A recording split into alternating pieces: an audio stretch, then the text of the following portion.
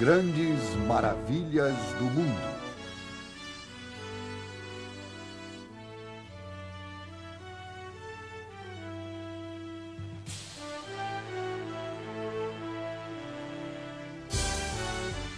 Maravilhas criadas pelo homem.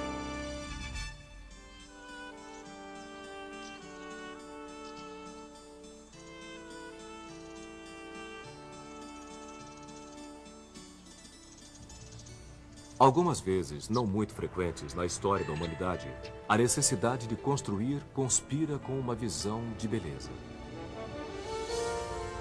O desejo de realizar conspira com a habilidade de criar.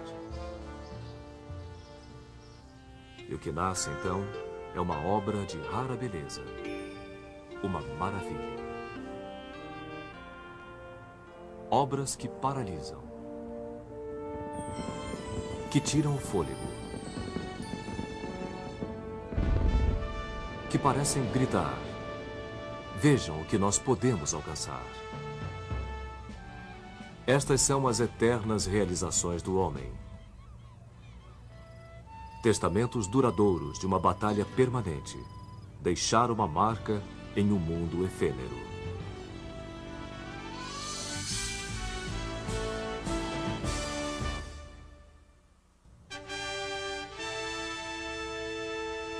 Coliseu de Roma.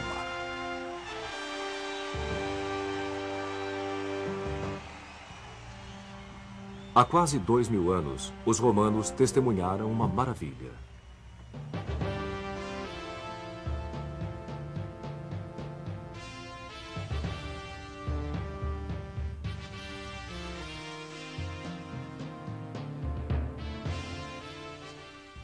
Aqui, onde o imperador Nero havia construído um palácio suntuoso com um lago artificial, um novo imperador, Vespasiano, quis deixar sua herança.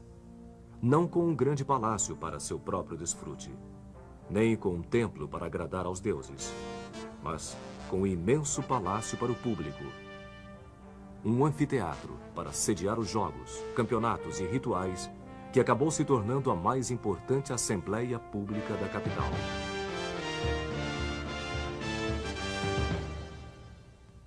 Vespasiano conhecia o valor da atividade de relações públicas. Quando ele assumiu o poder em 69 d.C., herdou uma cidade em ruínas. Um enorme incêndio havia destruído grande parte de Roma anos antes.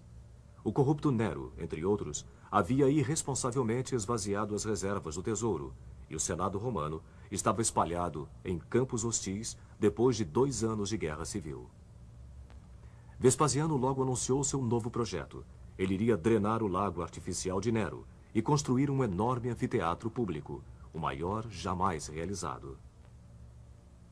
Ele o batizou de Anfiteatro de Flávios, em homenagem a seu nome de família. As gerações seguintes passaram a chamá-lo de Coliseu, uma referência às suas proporções colossais. Graças a seu tamanho e a seu trabalho de engenharia, foi considerado o monumento mais ambicioso do mundo antigo.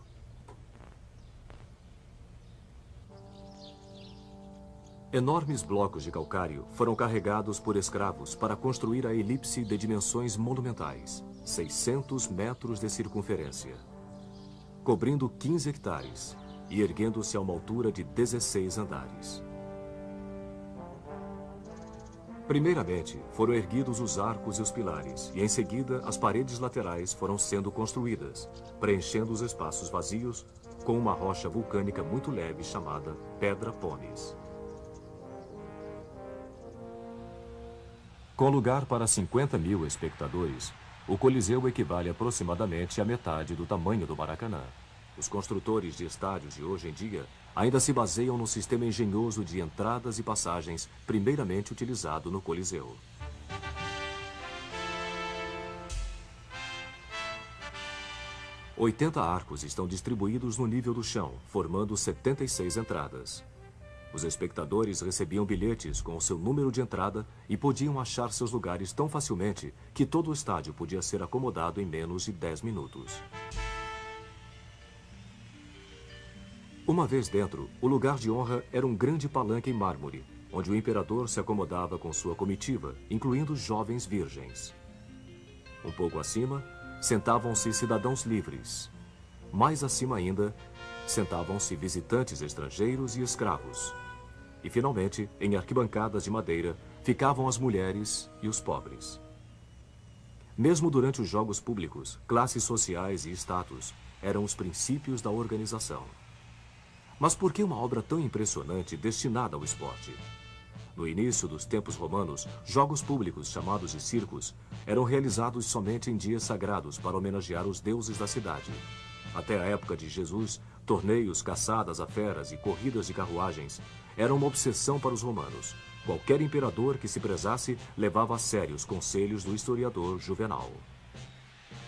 Apenas duas coisas fazem um romano se preocupar hoje em dia. Panem et circenses. Pão e o circo.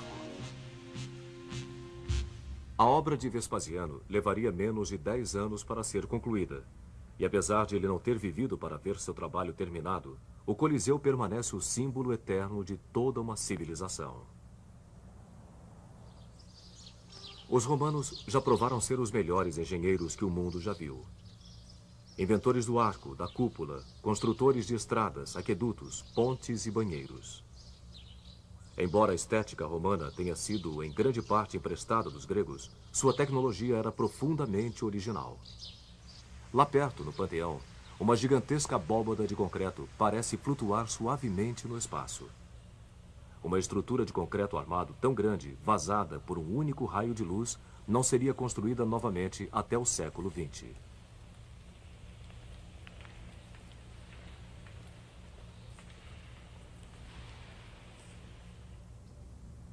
Definitivamente, o Coliseu provou ser a maior herança arquitetônica de Roma. No entanto, o que o monumento tinha de magnífico chocava-se com o que de cruel acontecia dentro dele. Espectadores ficavam em torno da arena central, onde era espalhada areia para cobrir o sangue derramado no ritual dos jogos. No dia da inauguração, no ano 80, o novo imperador Titus, filho de Vespasiano, inaugurou o anfiteatro com uma caçada a feras selvagens. Em apenas um dia, 5.000 animais foram condenados à morte. Estes rituais sangrentos de celebração poderiam durar mais de 3 meses. Animais exóticos eram trazidos de regiões distantes para o Coliseu, onde eram mantidos em celas localizadas no nível subterrâneo, que podem ser vistas ainda hoje. As feras eram então transferidas em elevadores para o nível da arena, onde iriam enfrentar as lanças dos caçadores. Em algumas ocasiões, as canaletas de drenagem eram fechadas e a arena era deliberadamente inundada. O estádio se transformava num mini-mar para simulação de batalhas navais. Os gladiadores eram, no entanto, a atração principal do Coliseu. Escravos, criminosos e a mais baixa estirpe de Roma, algumas vezes até mulheres, eram especialmente treinados para depois se apresentarem nas batalhas públicas. Ave César! Nós que estamos prestes a morrer, vos saudamos. A coragem ou a covardia do gladiador era aplaudida ou vaiada pela multidão, que votava com as mãos o destino do perdedor. De acordo com alguns historiadores, polegares para cima ou uma onda de lenços abanando significavam que o gladiador viveria e poderia até mesmo se tornar um homem livre. Polegares para baixo condenavam o lutador a uma morte imediata. Por 325 anos, o Coliseu testemunhou inúmeros espetáculos assustadores como estes, e pode ter sido também o lugar onde o martírio dos cristãos perseguidos acontecia. Finalmente, em 404 d.C., todo o sacrifício público em Roma foi banido pelos imperadores cristãos no poder, e o Coliseu, danificado por terremotos e tempestades, se transformou em ruínas.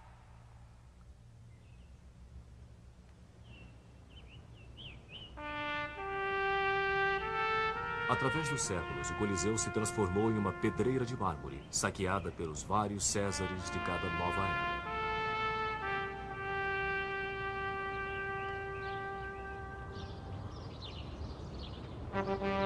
Mas o triunfo dos engenheiros continuou de pé, um símbolo fantasmagórico do Império Romano, tanto em sua maior exaltação quanto em sua maior depravação. Séculos depois de sua construção, um monge inglês faria a seguinte profecia: Enquanto durar o Coliseu, Roma viverá. Quando cair o Coliseu, Roma morrerá. E quando Roma morrer, o mundo.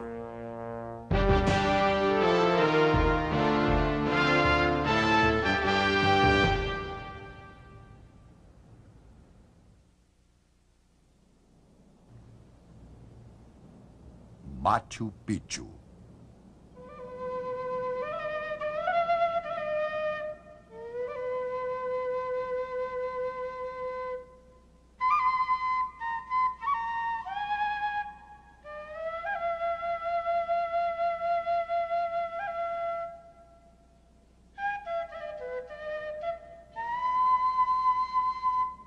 Localizado em meio ao ar puro dos Andes, 2.500 metros acima do nível do mar, um mistério escondido em florestas nebulosas por 4 séculos.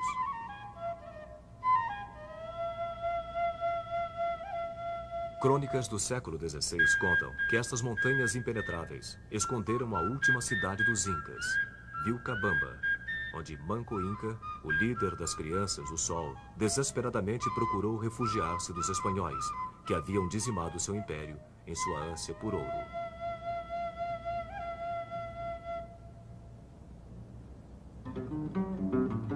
Em 1911, um jovem historiador americano, Hiram Bingham, demarcou as inexploradas ruínas do Vale de Urubamba, no Peru. Índios locais o guiaram para o topo de uma montanha remota, a qual à primeira vista parecia totalmente hostil ao homem. Os índios chamavam esta montanha de Pico Antigo, Machu Picchu.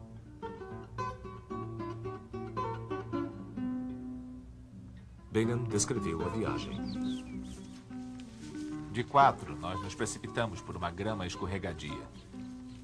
Bem mais para baixo, Urubamba rosnava furiosamente. Nós contornamos a colina e, de repente, avistamos diversos níveis de terraços incas. Que tipo de comunidade precisaria de centenas destes terraços? Tem espaço para uma plantação suficiente para alimentar toda uma cidade. Este lindo santuário preservado nunca sentiu o peso e a fúria das botas dos conquistadores. Eu percebi que Machu Picchu seria a maior e mais importante ruína descoberta na América do Sul desde a chegada dos espanhóis.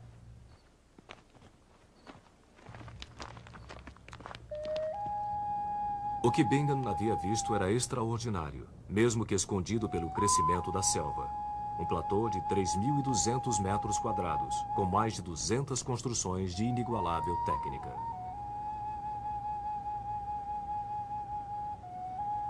Aos poucos eu fui percebendo que esta parede com templos semicirculares ao seu redor sobre a caverna era tão bonita quanto o mais bonito dos trabalhos em pedra do mundo. Eu quase perdi o fôlego. O que este lugar poderia ser?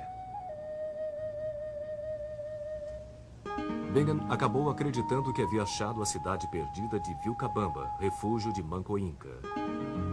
Mas Machu Picchu foge a qualquer explicação, pois não é uma cidade, mas antes um imenso centro religioso. Um lugar sagrado para os rituais de uma das mais enigmáticas civilizações de nosso mundo. Os Incas construíram um império que, em seu apogeu no século XVI, atingia 4.000 quilômetros, o mais poderoso da América do Sul. A capital Inca, Cusco, superpovoada, com 100.000 pessoas, tinha uma riqueza lendária. Este pátio em Coricancha, o Templo do Sol em Cusco, era ornamentado com 700 sólidas lâminas de ouro, cada uma pesando mais de 2 quilos. Como a maioria dos tesouros incas, este foi também saqueado pelos conquistadores espanhóis. Os incas eram engenhosos organizadores sociais. Apesar de não terem linguagem escrita, eles desenvolveram uma sofisticada economia, talharam plataformas nos despenhadeiros, irrigaram os terraços através de canais.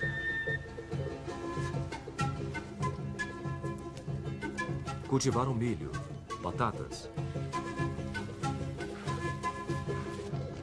Domesticaram alpacas e lhamas.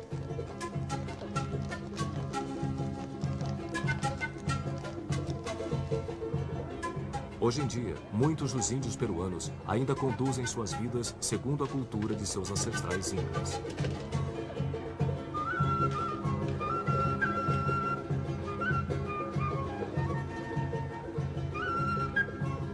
E falam o Quechua, língua dos templos de Machu Picchu.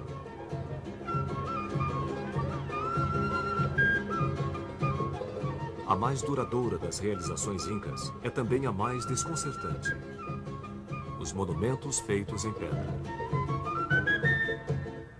Enormes blocos de granito tão precisamente superpostos que sequer uma lâmina pode penetrar entre eles.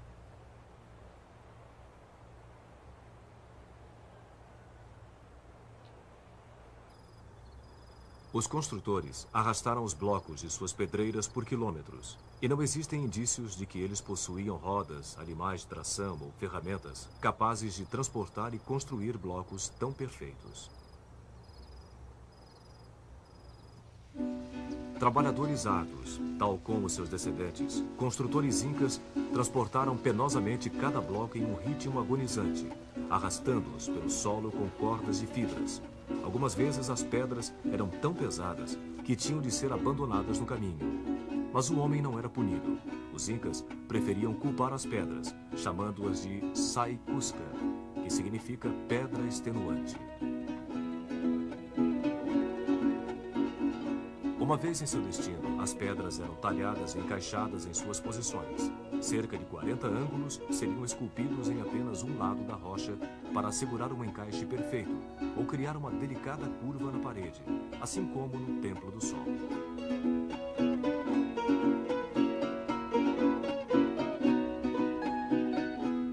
A forma trapezoidal da maioria das construções foi uma inovação inca com o objetivo de dar a estabilidade necessária durante os frequentes tremores de terra que abalavam os Andes.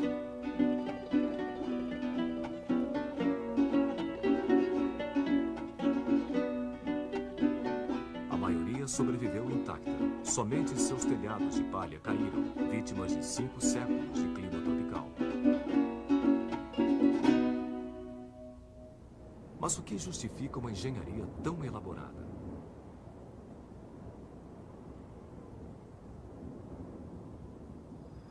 Machu Picchu parece ter sido uma espécie de quartel sagrado para a religião inca. Uma religião baseada na adoração ao sol e na sua evolução através dos céus.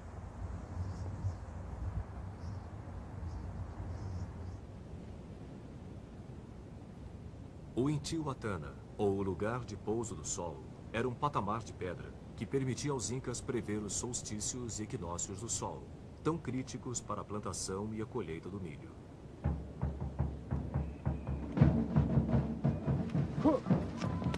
No solstício de junho, que marca o início do inverno no sul do Equador, o sol era simbolicamente amarrado à terra para assegurar seu retorno nos meses que viriam.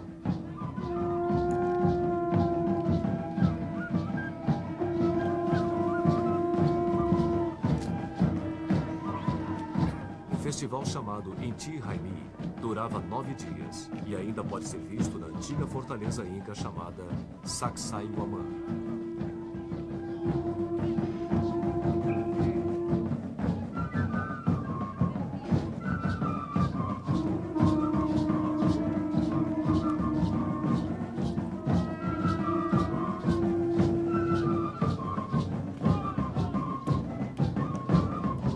Para os incas, o sol era o pai divino de todos os povos, e o rei era o seu regente na terra.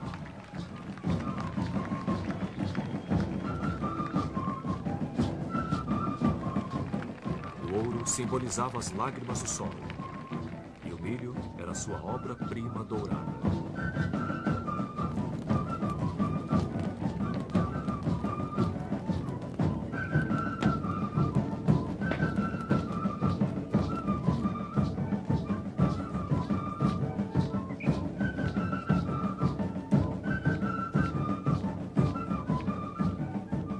Desta fortaleza, no ano de 1536, o líder Manco Inca rompeu o cerco espanhol e fugiu para as montanhas para sempre.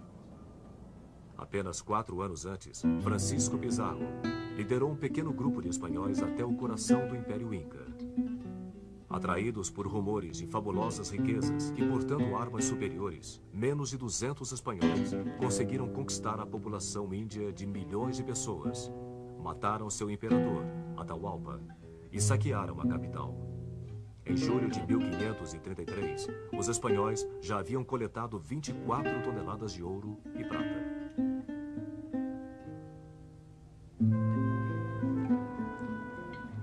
Quando Manco Inca perdeu sua última batalha, ele abandonou Cusco, que logo se transformou numa colônia que foi construída sobre as fundações indestrutíveis da antiga cidade Inca. E o último refúgio de Manco Inca, chamado de Vilcabamba, poderia ter sido em Machu Picchu? Algumas evidências apontam para outro lugar, recentemente localizado, bem mais afastado para o noroeste. Machu Picchu foi provavelmente abandonado muito antes e já teria sido vítima da mata invasora. Tal como a civilização que o criou, Machu Picchu continua um mistério, engolido pela terra de onde surgiu.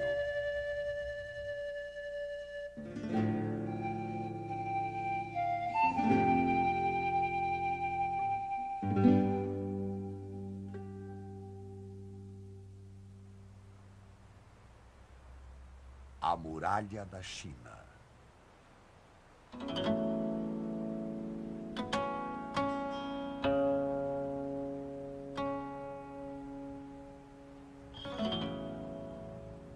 Do outro lado do mundo, um novo imperador projetou uma linha de pedra cortando a face da terra, que seria construída pelas mãos do homem em um enorme pedaço de terra. Como se dissesse até para os deuses: esta é minha terra, não se aproxime.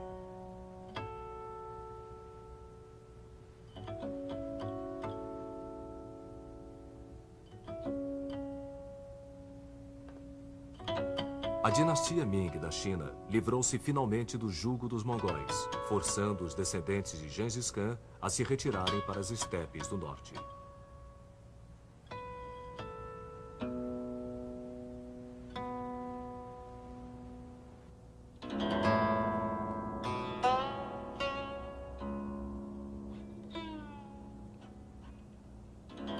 China, o Império do Meio, era de novo governada por um imperador chinês. E para defender este império, foi ordenada a construção de uma gigantesca muralha que se estenderia do rio Yalu, na Baía da Coreia, até o selvagem deserto de Gobi. 4.800 quilômetros de tijolo e pedra, 8 metros de altura. A mais longa construção jamais realizada pelo homem e talvez a única estrutura visível do espaço.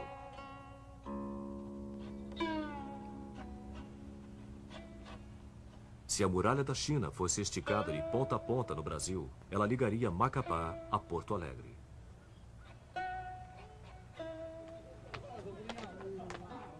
A Grande Muralha da China, que vemos hoje, é a mesma que foi construída durante a dinastia Ming, que começou antes mesmo do nascimento de Cristóvão Colombo no século XV. A ideia, no entanto, de construir uma parede em volta do Império do Meio data de 2000 anos antes, do século VIII a.C.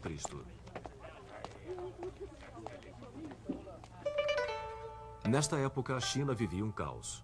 Estados hostis lutavam entre si e contra tribos nômades que tentavam invadir pelo norte. Durante centenas de anos, uma sucessão de paredes em barro foram construídas entre montanhas e ao longo dos vales com o objetivo de manter afastados vizinhos hostis.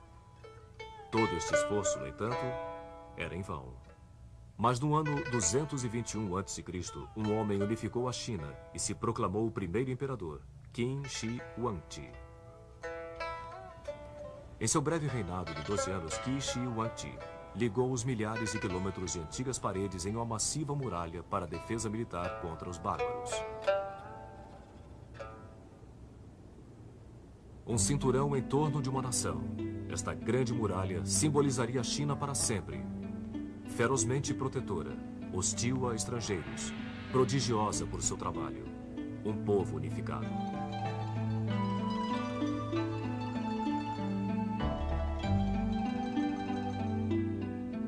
A muralha de Qin Shi Huangdi deu aos chineses uma identidade nacional jamais vivida antes. E isto significava segurança. As fronteiras do norte logo atrairiam novos colonizadores e fazendeiros. Em sua sombra protetora, comerciantes se aventuravam por estradas que levavam ao oeste. Uma viagem pela região que viria a ser conhecida como a Rota da Seda, trazendo as riquezas do Oriente para a Índia, Pérsia e Roma.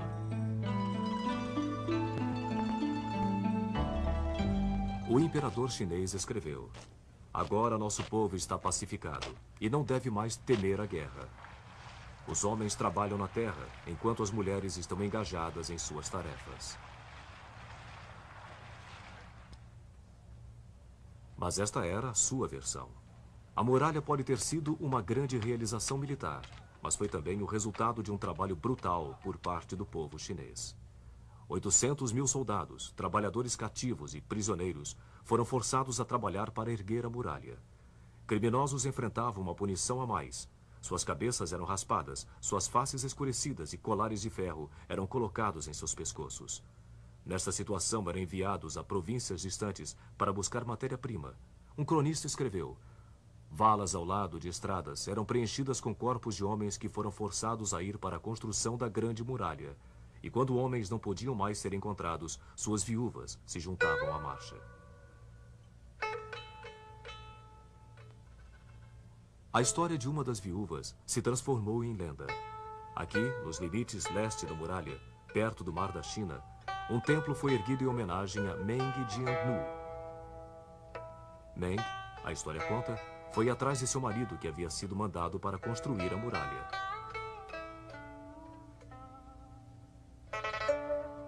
Quando ela soube que ele havia sido enterrado entre as barricadas, suas lágrimas fizeram a parede desmoronar. Desta forma, ela achou os ossos de seu marido e amaldiçoou o imperador. Denunciando a ordem autocrática do imperador, ela se tornou a voz simbólica do povo contra um onipotente opressor.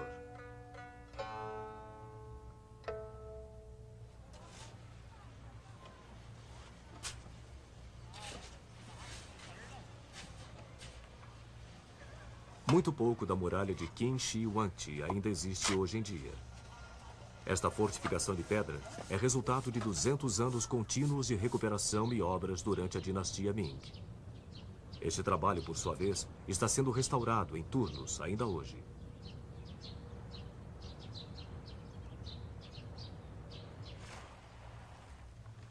A muralha atravessa metade da China, subindo montanhas inclinadas e protegendo vales, engenhosamente transformando terrenos desfavoráveis para a guerra em vantagem tática.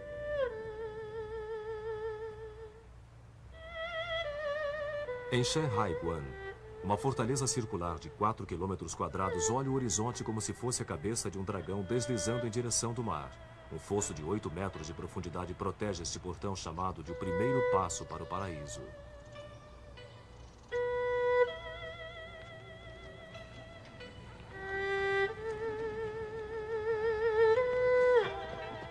A 300 quilômetros dali, a fortaleza de Jiayuguan era o último entreposto do Império, já que depois deste ponto, em direção ao oeste, estava o vasto deserto mongol. Entre estes dois extremos, existe um conjunto de 25 mil torres de observação, controladas por guardiães que viviam nestes locais. Quando atacados, eles mandavam informação sobre as tropas inimigas por meio de sinais de fumaça durante o dia e sinais de fogo durante a noite. Estas informações percorriam centenas de quilômetros em questão de horas.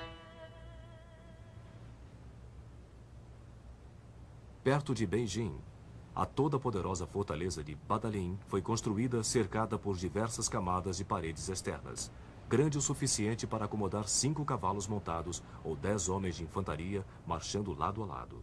Suas duas faces asseguram que a muralha poderia servir de defesa dos dois lados, não importando por onde fosse atacada. Apesar de a muralha ter resistido aos arcos e espadas dos mongóis e dos manchus, ela mal conseguiu sobreviver aos rompantes ideológicos de nosso tempo. Durante a Revolução Cultural dos anos 60, desdenhando o passado histórico da muralha, fazendeiros roubaram muitas partes dela para usar em seus chiqueiros.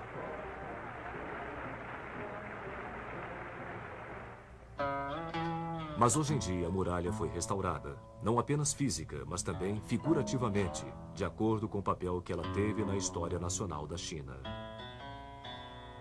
Ela novamente existe como uma linha definida, uma marca no terreno, testamento da idade de um povo e de seus ancestrais que a construíram.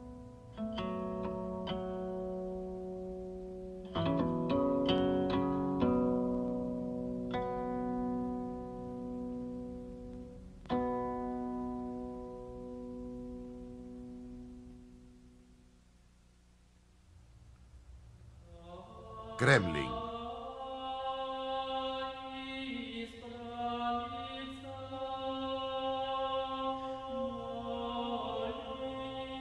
Milhares de quilômetros para o noroeste, uma outra parede foi construída para a defesa contra os invasores mongóis. Mas, em vez de estender-se pela paisagem, esta parede cercava uma pequena cidade. É a cidade de Moscou. A palavra em russo é Kremlin. Por 8 séculos, as paredes do Kremlin protegeram as partes cruciais da civilização russa. Dentro de seus 28 hectares estão localizados igrejas, catedrais e os palácios dos czares.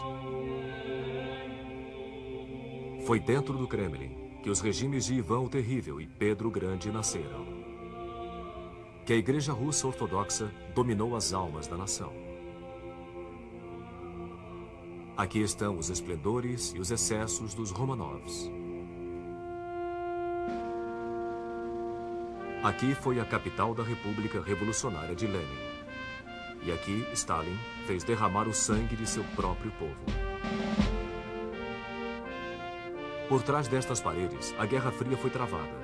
E aqui, um novo capítulo da história russa foi revelado na última década do século XX.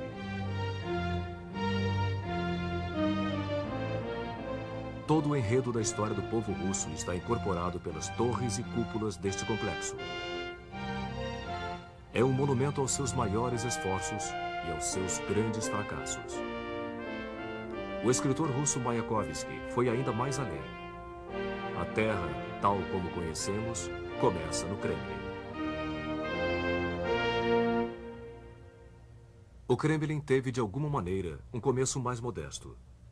Inicialmente, havia apenas uma fortaleza triangular em madeira que protegia os palácios do Principado de Moscou. Através dos séculos, o Kremlin foi se expandindo e passou a incluir igrejas, mosteiros, oficinas, casas. Mas foi Ivan III, conhecido como Ivan o Grande, quem no século XV visualizou que Moscou seria uma grande capital imperial, rivalizando com Roma e Constantinopla em autoridade religiosa. Ele adotou a águia dupla como seu emblema e ganhou o título de regente de toda a Rússia, um cargo que seus sucessores viriam a chamar de czar, modelando a si mesmos como os Césares romanos. Ivan expandiu o Kremlin, trazendo renomados arquitetos da renascentista Itália para transformar o complexo medieval. Os arquitetos substituíram as antigas construções em madeira e pedra por construções de paredes de tijolos vermelhos que sobrevivem até hoje. Quase 2,5 km de comprimento e 7 metros de altura. As paredes levaram 10 anos para serem construídas e estão entre as mais bonitas fortificações militares jamais erguidas. 20 torres cortam a linha do céu, cercando a fortaleza. Uma das torres é a do portão Spassky, considerado até hoje a majestosa entrada principal do imponente Kremlin. A história conta que quando Napoleão marchou triunfante pelo portão Spassky, seu chapéu de 3 pontas tombou, prevendo o mortal fracasso que seus soldados sofreriam em sua retirada de Moscou. Menos da metade dos seus 600 mil soldados sobreviveu ao inverno. Centenas de canhões que foram abandonados na neve hoje estão expostos desafiadoramente pelas paredes do edifício conhecido como Arsenal.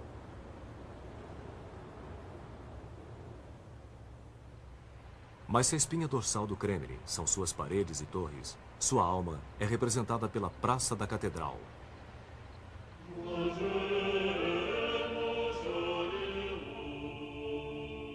Ivan o Grande autorizou a construção de 3 magníficas catedrais para formar o centro da Rússia Ortodoxa. A imensa Torre do Sino acrescentou um ponto de referência para a Praça da Catedral e para toda a cidade.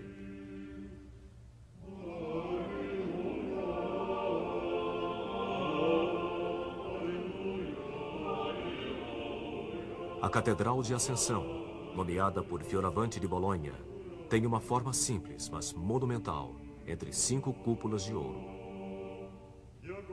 Neste lugar, os czares de Moscou foram coroados. Em seu interior, alguns dos ícones mais sagrados da Rússia ficam expostos. O Redentor dos Olhos Furiosos, carregado como um troféu para as batalhas. A mítica Madonna de Vladimir, conhecida pelos moscovitas como a Dama da Ternura. A próxima construção é a Catedral da Anunciação, que já foi a capela privada dos czares. 9 cúpulas de ouro e um magnífico altar testemunharam os casamentos, batismos e agonias privadas da dinastia imperial. Ivan IV, conhecido como Ivan o Terrível, mostrado aqui no famoso filme de Eisenstein, foi barrado dos cultos por ofensas contra a igreja. Sua arbitrária carnificina dos suspeitos de traição e seus acessos de raiva espalharam terror pela corte. Ele está enterrado no prédio ao lado, junto aos outros czares, na Catedral do Arcanjo.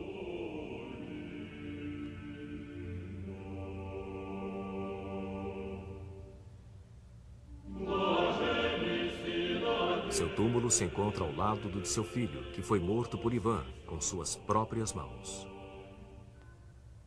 Mas a herança de Ivan o Terrível não foi somente de maldades.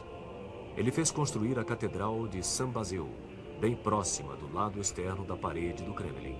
9 fantásticas cúpulas se encontram sobre a Praça Vermelha.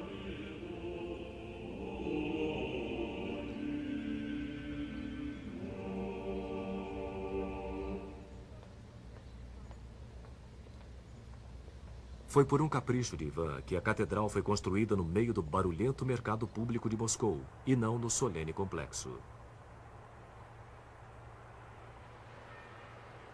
O Kremlin testemunhou os excessos dos czares em meio à riqueza de seus palácios. Enquanto do lado de fora de suas paredes, servos e camponeses russos enfrentavam uma situação de miséria, a corte dos czares superava as capitais imperiais da Europa. Um visitante, ao ver o Kremlin pela primeira vez, comentou: horizontal e verticalmente, torres e cúpulas, pontas, cones, estruturas em espiral preenchem toda a vista. Deve ter sido invenção de Dante quando chegou aos céus russos.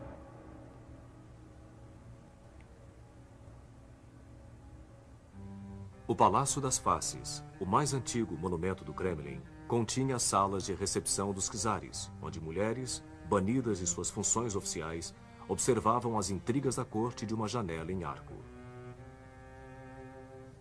No Palácio Terem, onde se localizavam os apartamentos reais, os tetos e as valetas eram pintados e dourados.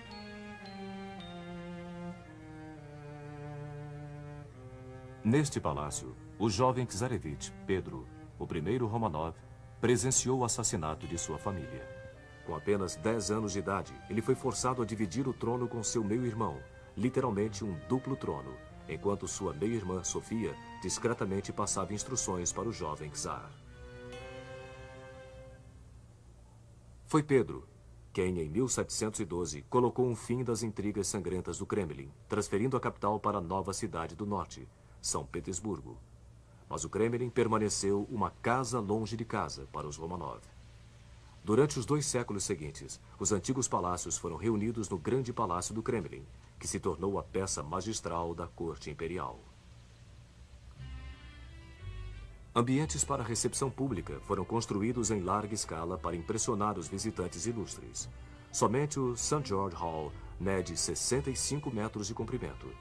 Mais intimistas, mas não menos opulentos, são os quartos privados do palácio, onde os Romanov satisfaziam seu lendário apetite para as artes decorativas.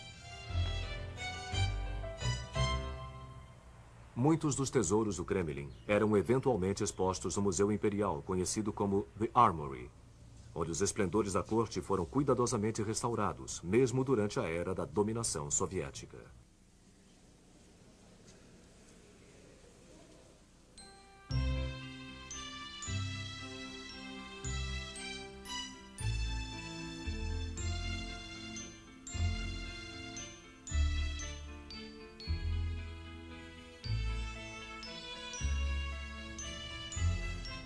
Mas a extravagância da vida no Kremlin não poderia sobreviver à profunda insatisfação das classes menos privilegiadas.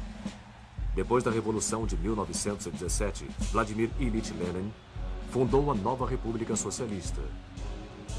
Na primavera seguinte, ele transferiu a capital para Moscou. O Kremlin passou a ser mais uma vez o centro do poder russo. Esta mudança aconteceu em uma época de profundo crescimento do Kremlin.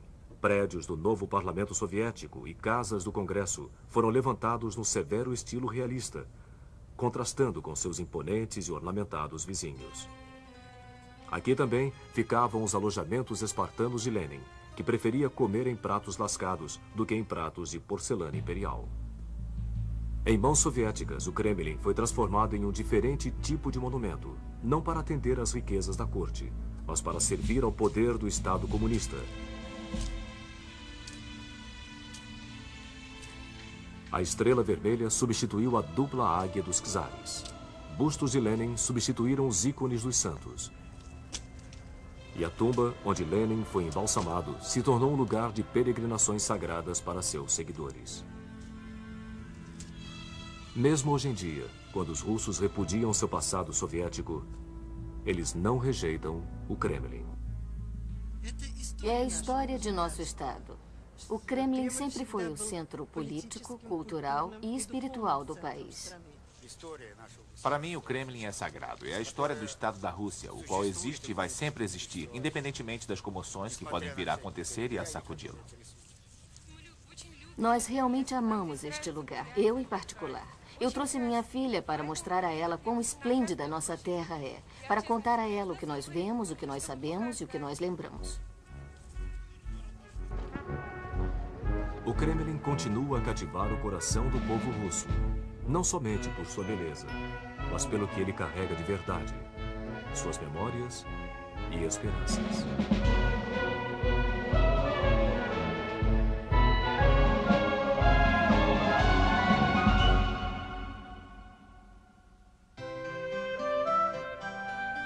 Versalhes.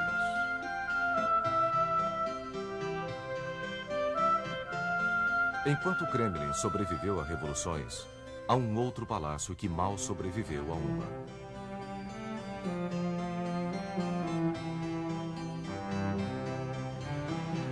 Um palácio tão majestoso, tão pomposo, tão excessivamente aristocrático, que deixou uma dupla herança: a capital da arte europeia e o símbolo da arrogância real.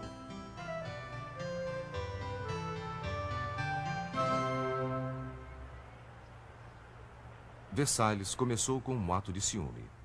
Luís XIV, conhecido como Rei Sol, visitou um magnífico palácio que pertencia a um de seus ministros.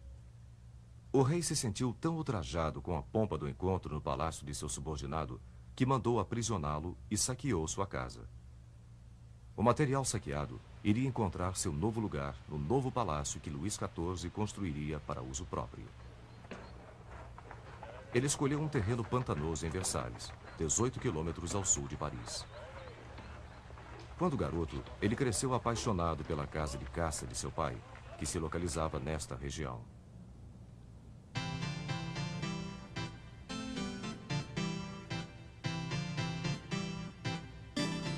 Versalhes seria a nova corte da França. Mais de 22 mil trabalhadores foram contratados para transformar 250 acres de pântano nos mais bonitos palácios e jardins do mundo.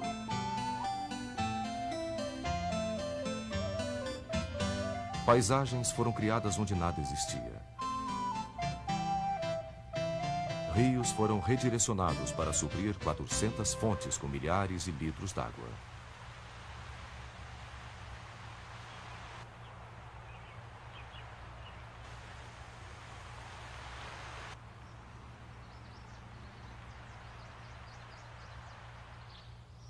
Quando o fedor das latrinas de Versalhes se tornava insuportável, Luís XIV tinha 3.000 árvores de fragrância em caixas estrategicamente arrumadas. Algumas delas ainda existem na Orangerie. De fato, Versalhes representa o auge da sensibilidade barroca. Aqui, a natureza foi domada e algumas vezes torturada em submissão. Cada broto, cada galho e cada planta em Versalhes era sujeito à revisão. Árvores eram posicionadas ao longo dos caminhos de tal forma que não fizessem sombra nas magníficas estátuas que enfeitavam o jardim.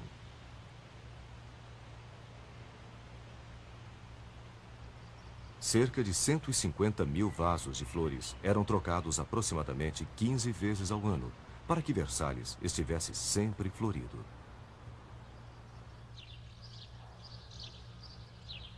As diferentes alas de Versalhes impunham uma ordem racional e humana em uma incompreensível dimensão de luxo. Luís XIV queria um palácio de onde pudesse manter um olho nas intrigas da corte. Desta forma, Versalhes foi construído para hospedar cerca de 3.000 nobres, cortesãos, damas de companhia e todos os seus atendentes. 700 quartos foram decorados com mármore, brocado, veludo e ouro.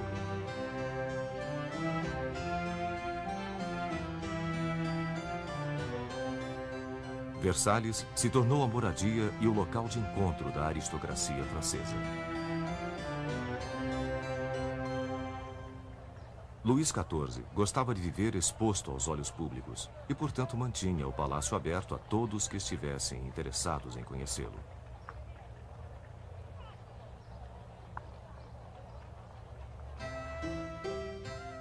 Exatamente no centro arquitetônico deste palácio dourado estava o quarto de Luís XIV.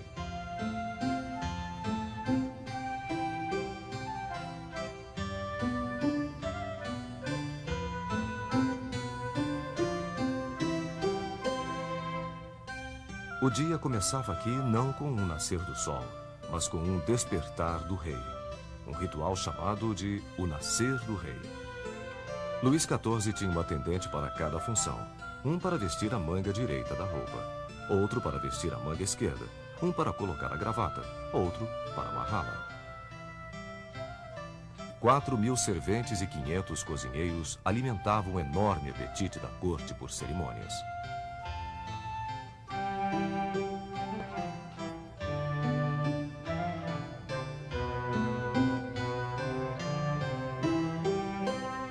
Os dias na corte eram vividos em uma intrincada rede de recepções, encontros, refeições, performances teatrais, peças, apostas, despachos e bailes elegantes.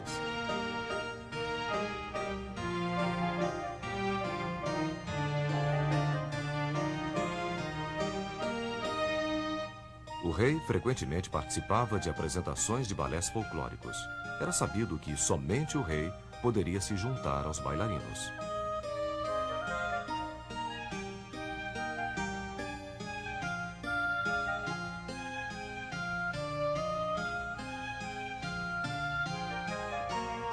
A Sala dos Espelhos era uma das dezenas de salas de recepção.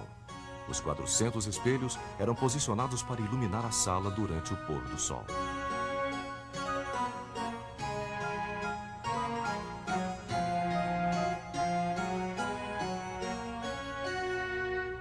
Na Sala dos Desenhos, adjacente à Sala dos Espelhos, cortesãos ganhavam ou perdiam influência, dependendo da moda de cada dia.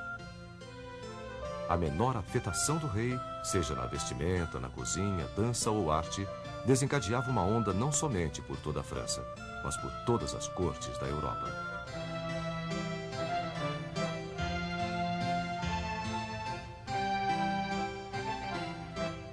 E o mesmo poder tinha a felizarda dama que mais recentemente tivesse conquistado a atenção do rei. A Marquesa de Montespan manteve esta influência por um certo tempo. Como Luís XIV queria passar algum tempo com ela longe dos olhos da corte, ele mandou construir um palácio menor nos arredores de Versalhes, Le Grand Trianon.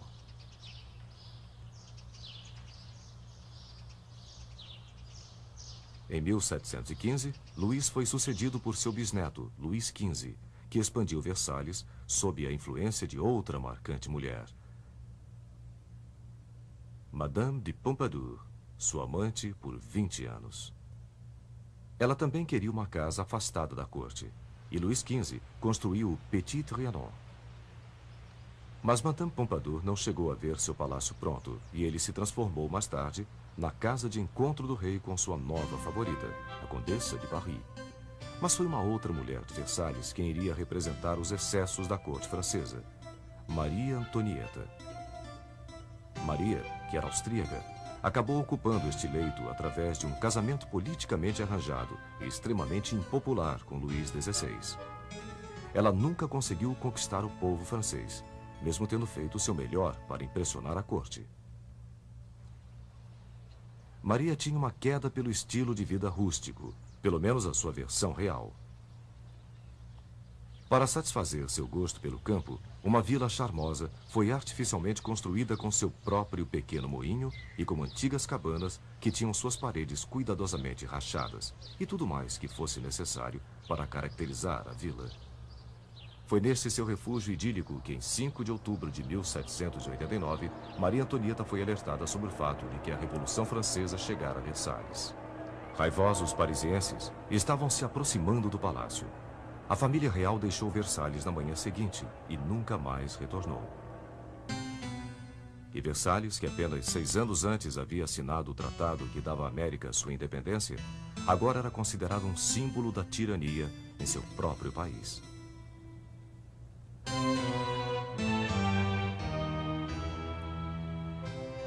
Oitenta anos depois, o autor americano Mark Twain visitou Versalhes. Mesmo o mais democrático dos turistas ficou maravilhado com o que viu. Eu costumava criticar Luís XIV por haver gasto centenas de milhões de dólares quando o pão era tão escasso. Mas eu o perdoo agora. É maravilhosamente bonito. Você fica engasgado, admira e tenta entender que é real, que está na Terra, que não é o jardim do paraíso. E você quase acredita que é parte de um sonho exótico.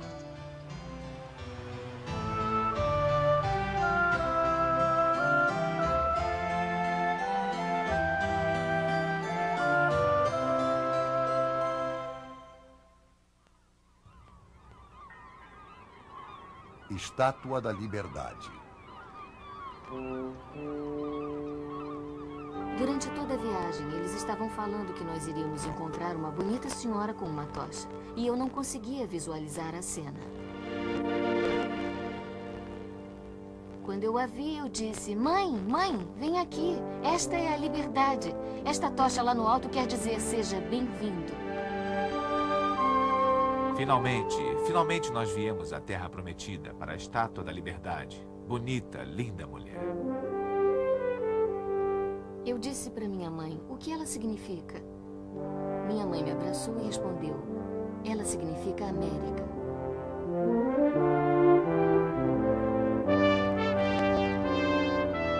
Ela ergue-se das águas da enseada de Nova York. Um colosso moderno de metal, o maior jamais inventado. Até os dias atuais, o mais duradouro símbolo da esperança americana para o país.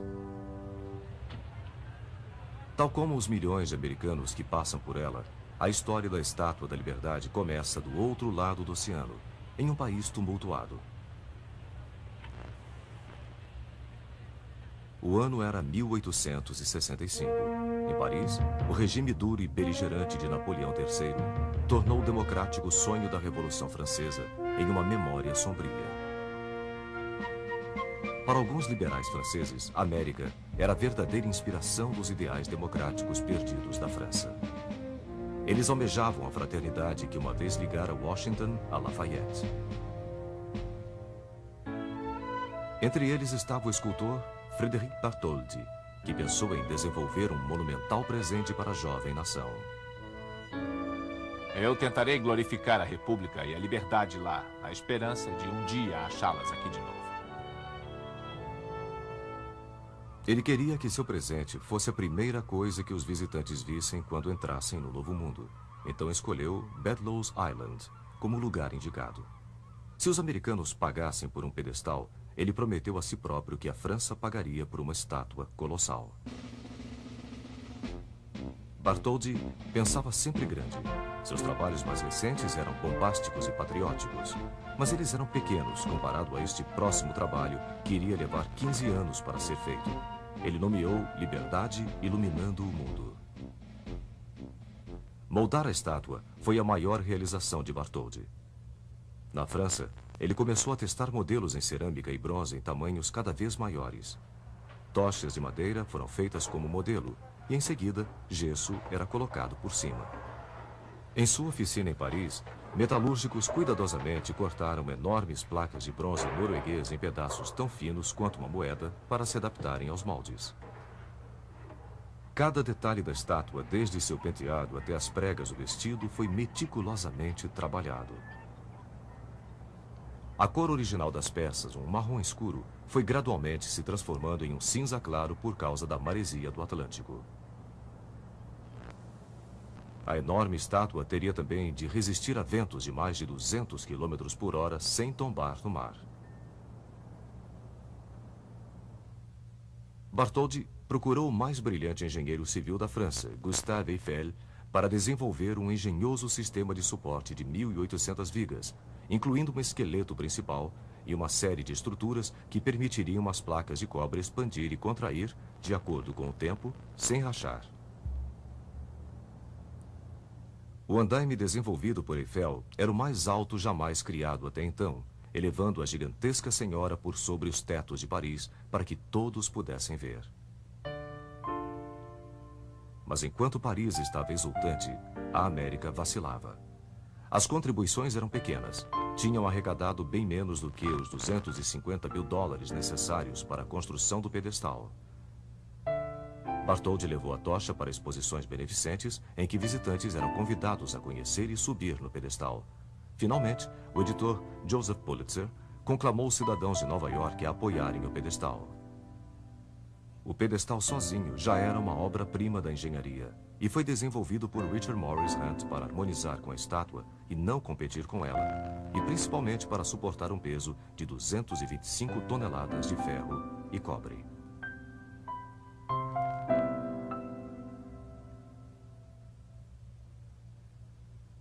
Em 1885, a França havia contribuído com mais de $400 mil para o projeto e Bartholdi havia trabalhado por 14 anos.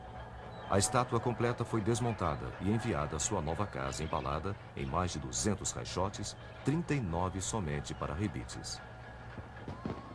Quando a estátua foi remontada um ano mais tarde em Nova York, os americanos viram pela primeira vez o que seria considerado o símbolo de esperança para seus imigrantes nas décadas vindouras.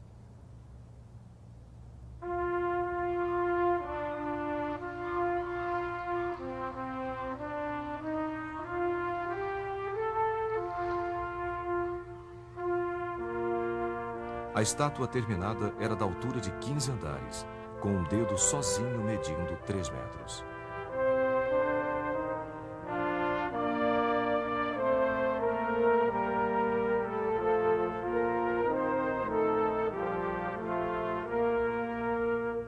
O simbolismo da liberdade estava claro. Uma placa com a data de 4 de julho de 1776. Sob seus pés, grilhões rompidos representavam o fim da escravidão. Sua coroa de 7 pontas tenta tocar os 7 continentes e os 7 mares, e carrega o anseio de liberdade de todo o mundo. Bartholdi queria que ela fosse acesa pelo lado de dentro, e no início do século XX, uma fraca luz elétrica saía das brechas da tocha. Este modelo original está em exposição em um museu próximo à estátua. Reformas recentes colocaram uma nova tocha com folhas de ouro de 24 quilates para incrementar a ilusão de iluminação. Aqueles que vieram em busca do abrigo da tocha vieram atrás de uma vida melhor, fugindo de exércitos para juntar-se a um parente, livrar-se de um perseguidor. Eles vieram por causa de rumores de ouro nas ruas. Vieram em trapos. Ironicamente, suas primeiras horas na Terra da Liberdade eram gastas normalmente confinadas na Ellis Island. Imigrantes a chamavam de Ilha das Lágrimas. Aqui, à sombra da Estátua da Liberdade, 16 milhões de almas esperançosas invadiram Great Hall, esperando sua sorte. Alguns deles condenados a serem postos de lado, doentes, ou que aparentavam ser mentalmente deficientes eram impedidos de entrar no país e voltavam nos mesmos navios que os havia trazido.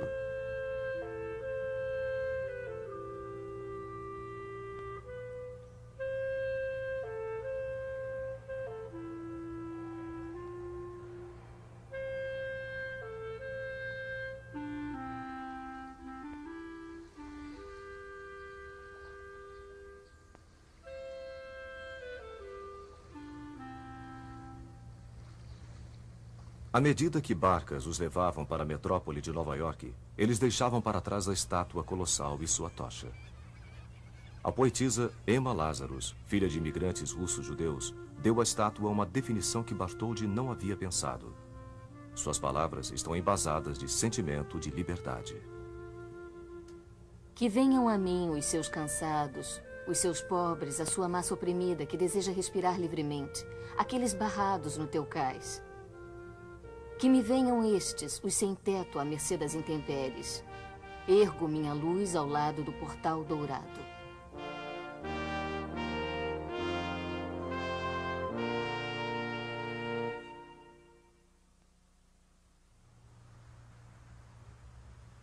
Torre Eiffel.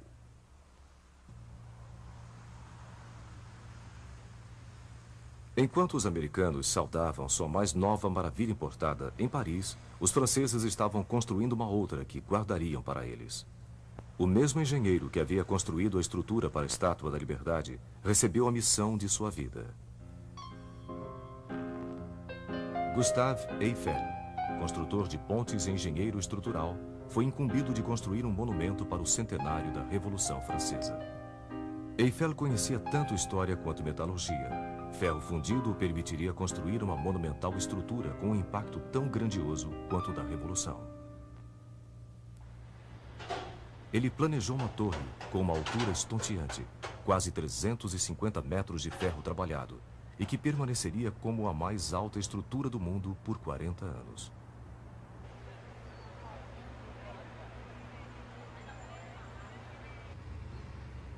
Eiffel usou novas tecnologias de pré-fabricação para fundir 12.000 traves. Elas eram manufaturadas fora do local e montadas na margem esquerda do Sena, onde ficaria localizado o monumento. 2,5 milhões de rebites sustentavam o trabalho em ferro, o que permitia que o vento passasse pela estrutura livremente. Mais perigoso era o enorme número de críticas que praticamente levaram o projeto a ser interrompido. Um proeminente grupo de artistas e intelectuais, incluindo o escritor Guy de Maupassant e o compositor Charles Gounod, assinou uma carta decretando a monstruosidade que se ergueria sobre sua amada Paris.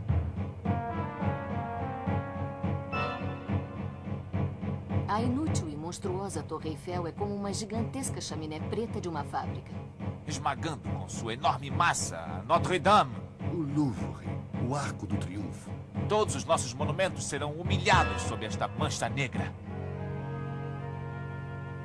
Determinado, Eiffel continuou. A torre ficou pronta no prazo, com apenas 600 dias de trabalho, e foi inaugurada em 31 de março de 1889. Mais de 2 milhões de parisienses curiosos passaram pela torre neste primeiro ano, rabiscando seus nomes nas vigas e comprando souvenirs. Eles almoçaram no restaurante localizado na torre e subiram nos engenhosos elevadores por entre a estrutura de metal para ver o que nunca haviam visto antes. Um visitante era Edmond de Goncourt. Subindo no elevador, eu tive a sensação, lá no fundo do meu estômago, de que estava em um navio no mar, mas sem vertigem. Lá do alto, nós fomos presenteados com uma visão maravilhosa, além de tudo que poderíamos imaginar na altura do chão, da grandeza, da extensão, da imensidão de Paris.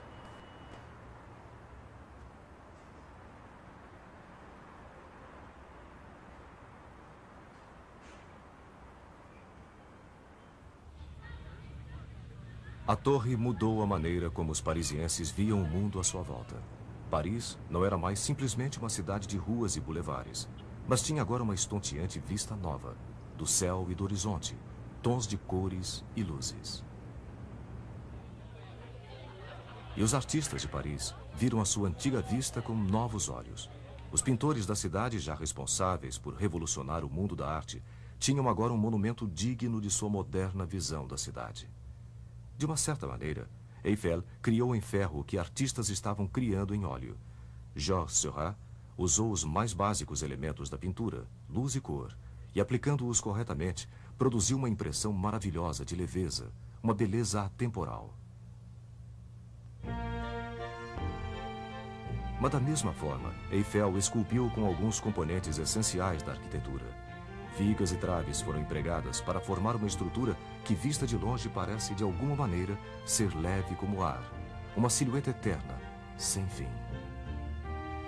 Mais tarde, uma camada de tinta laranja foi adicionada gradualmente, clareando para um amarelo pálido, para intensificar a impressão de que a torre está flutuando no céu. Mas mesmo depois de terminada, a torre sofreu algumas críticas. Maupassant manteve sua posição crítica.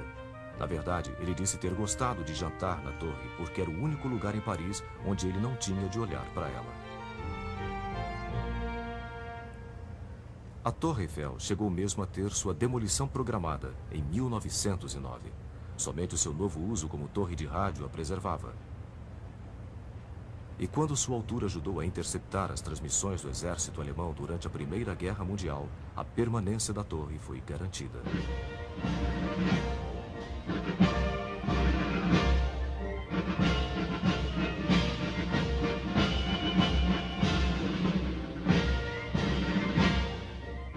Ironicamente, o que uma vez havia sido um símbolo da revolução, do progresso e da produção em massa, hoje parece ser um tanto quanto antiquado. Um pouco da elegância do velho mundo numa metrópole frenética.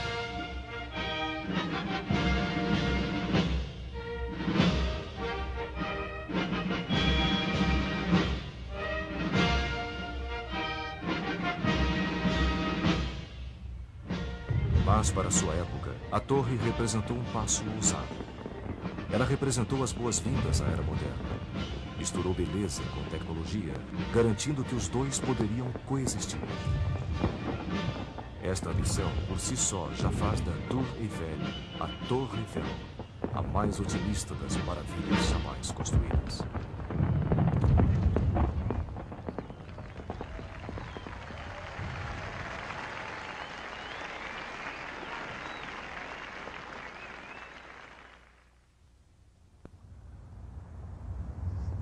Monte Rushmore e Crazy Horse.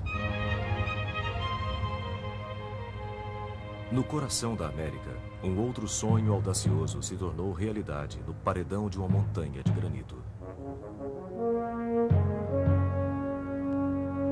Nas montanhas negras de South Dakota, em meio a desfiladeiros que eram como testemunhas às curvas e à idade do terreno, um homem decidiu colocar sua marca em uma das montanhas. Não apenas uma expressão pessoal de seus dons artísticos, mas um monumento aos princípios fundamentais de uma nação democrática.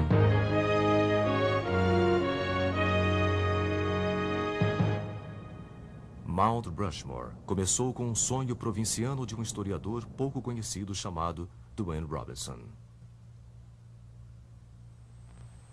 Ele imaginou um tema do Velho Oeste esculpido num dos altos paredões das Montanhas Negras. Mas o artista que ele contratou tinha uma visão totalmente diferente.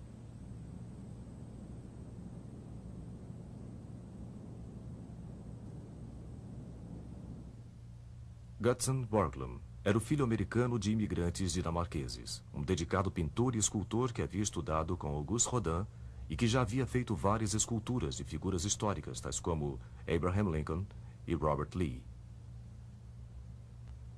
Neste quadro monumental, Borglum imaginou mais do que um tributo ao Velho Oeste. Em vez disso, ele queria capturar as qualidades permanentes de toda uma democracia. Eu quero alguma coisa na América. Alguns metros de rocha que sejam testemunhas de todas as grandes realizações que conquistamos enquanto nação.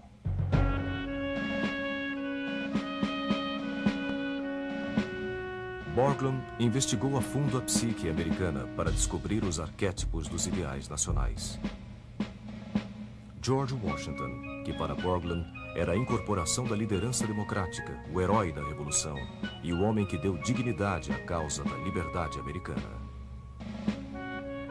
Thomas Jefferson, estadista e filósofo, autor da Declaração de Independência e profundo defensor das liberdades individuais. Abraham Lincoln, que simbolizou a força da União Americana e o direito de todos os cidadãos à liberdade. E Teddy Roosevelt, personificação da robusta expansão da nação, com o comprometimento de preservar seus recursos naturais e de promover liberdade empreendedora. Mas como modelar numa montanha estas 4 faces? Primeiramente, Borglum e Robinson acharam um lugar com a combinação certa de superfície, integridade estrutural e iluminação solar.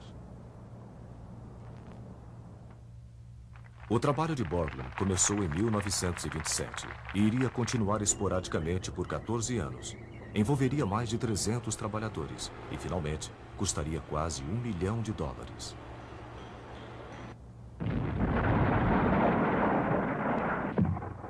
Mais de 450 mil toneladas de granito foram explodidas para criar os rostos, que mediriam 20 metros de altura. A montanha estava parecendo ser incontrolável.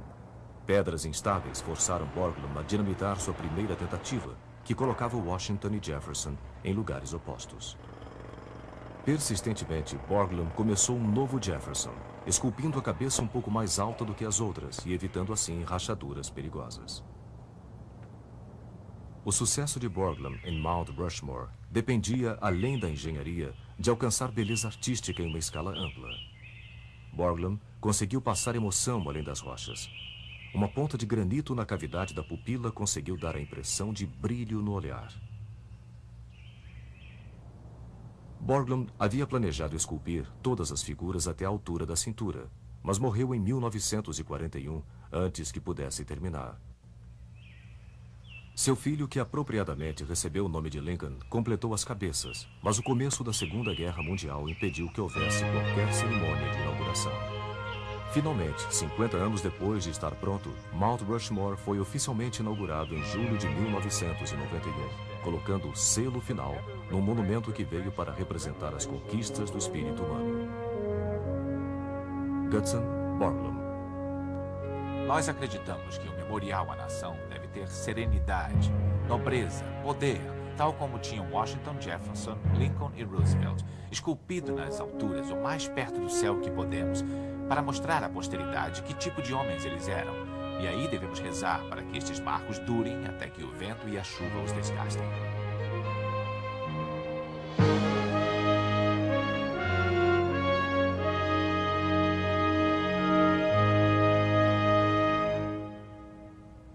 A obra de Borglum parece ser a última grande visão de uma era antiga, um tempo em que não apenas se acreditavam em heróis, mas estes tinham rostos identificáveis. Uma era em que artistas ainda tinham a experiência humana como sua inspiração e ousavam fazer afirmações em escala sobre-humana.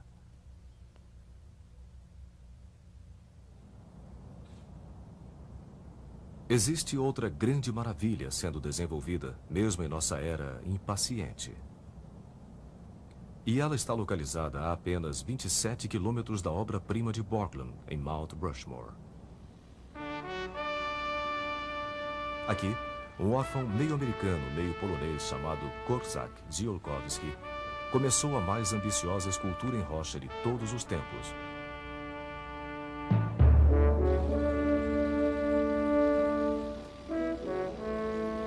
Um monumento da altura de 60 andares, em homenagem ao grande guerreiro Sioux, Crazy Horse.